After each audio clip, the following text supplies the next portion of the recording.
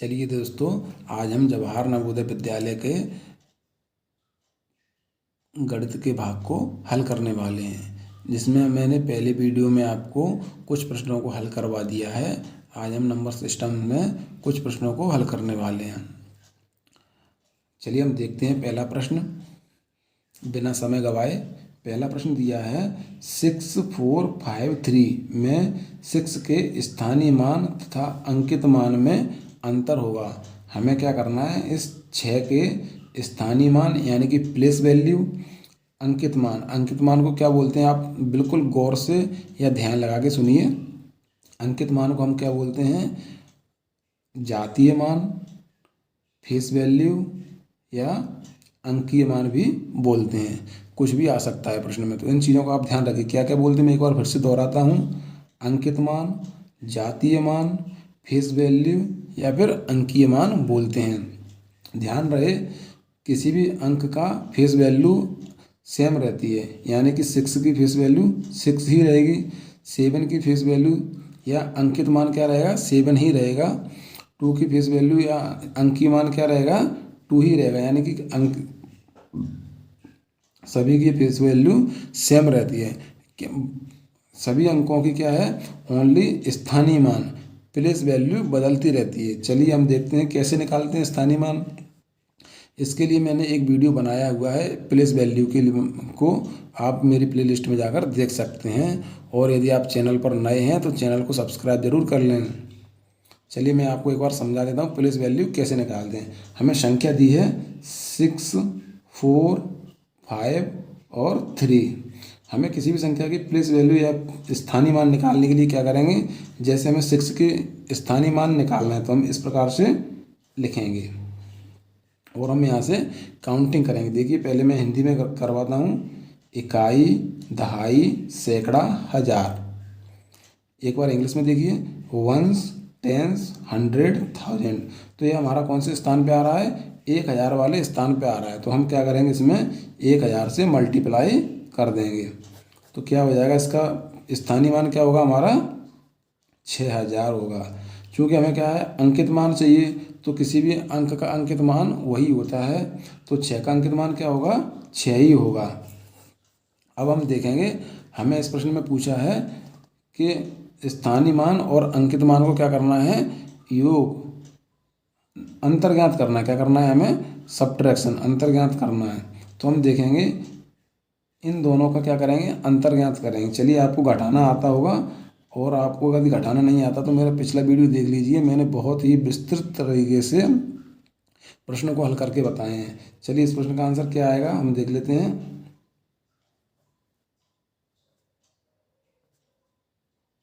यह इस प्रश्न का आंसर होगा। देखिए ऑप्शन में हम देख लेते हैं, ऑप्शन में आंसर है कि नहीं है। हम देख रहे हैं 2 नंबर के ऑप्शन में यह आंसर है।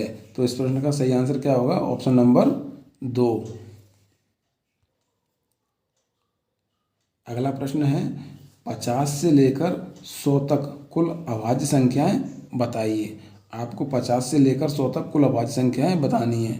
मैंने अभाज्य संख्या पे वीडियो बनाया है और पिछली वीडियो में भी बताया था। चलिए मैं थोड़ा सा यहाँ पे आपको एक बार बता देता हूँ।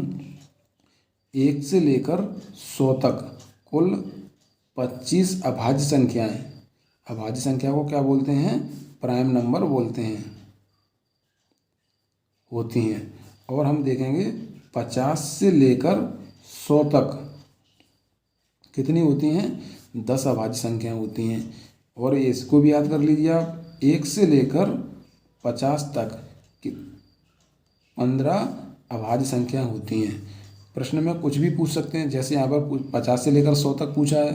प्रश्न में यह भी आ सकता है कि 1 से लेकर 50 तक बताइए, या फिर ऐसे भी आ सकता है 1 से लेकर 100 तक कितनी अभाज्य संख्याएं होती हैं।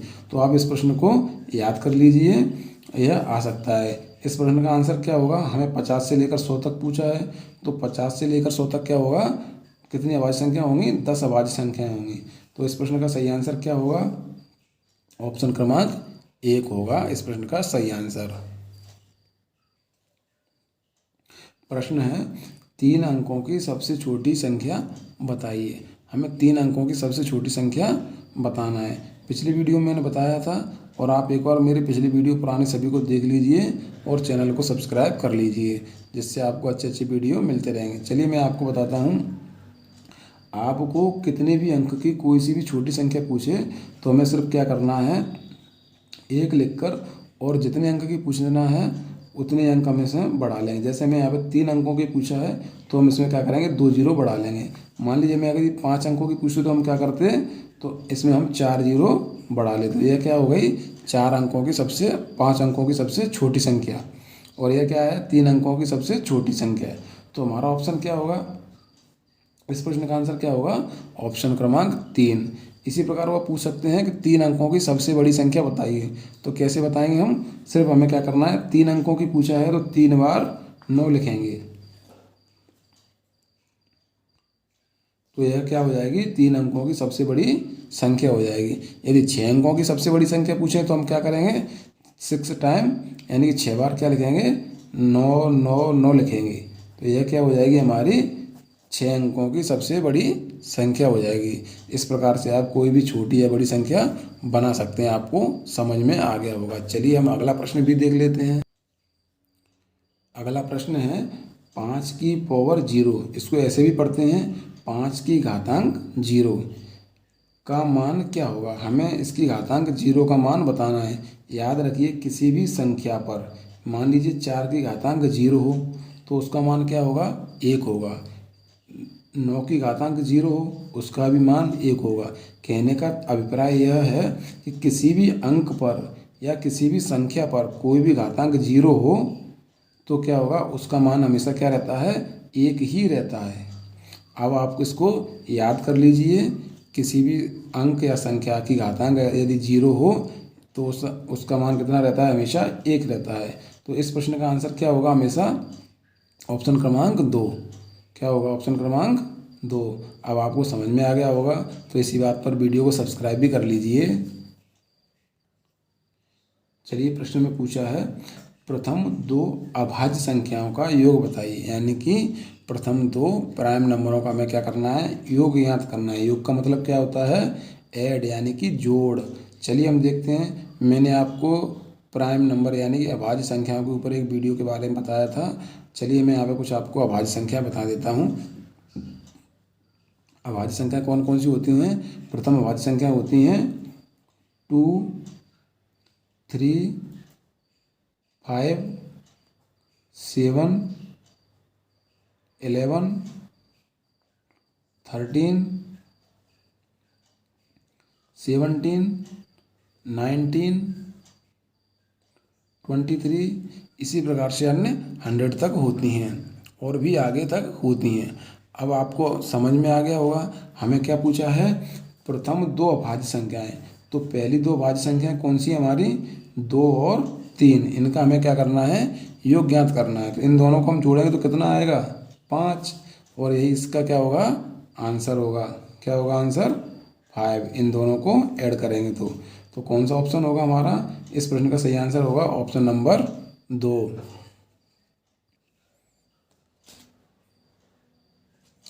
अगला प्रश्न है, वह अभाज्य संख्या बताइए जिसमें इकाई का अंक क्या हो, 5 हो।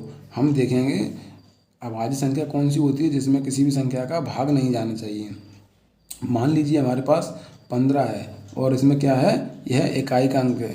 तो यह संख्या कैसी है, भाज्य है, क्योंकि इसमें 3 का भाग चला जाएगा। हमें प्रश्न में क्या बताना है, ऐसी संख्या बतानी है जिसमें इकाई का अंक तो 5 हो लेकिन क्या हो, वह अभाज्य होना चाहिए।